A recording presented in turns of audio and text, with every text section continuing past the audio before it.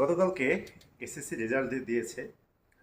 তো আমি ফেসবুকে স্ক্রল করতে করতে দেখলাম যে শুধু এই জাতীয় খবর।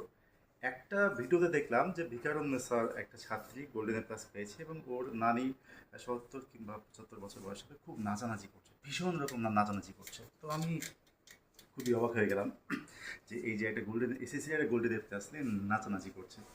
আসলে দেখেন যে ওই নানির যে জ্ঞানটা কিন্তু ওই এসএসসি পর্যন্তই। হুম ওনারা কিছু কিছু মানুষ কিন্তু মনে করে যে এসএসসিতে যারা গোল্ডেন এ প্লাস পাবে এরাই হাই কোয়ালিটি স্টুডেন্ট, এরাই ভালো জব পাবে, এরা ভালো ভার্সিটিতে পড়বে, মানে এরা লাইফে সাকসেস। এসএসসিটাকে এরা এতটাই সাকসেস চিন্তা করে যে এটা মানে এদের কাছে সব কিছু। আলটিমেটলি দেখা যায় কি, আপনি দেখবেন যে বাংলাদেশে lakh lakh SSC golden A plus চাকরি পায়নি ভাই, জবলেস অবস্থায় আছে দেখবেন।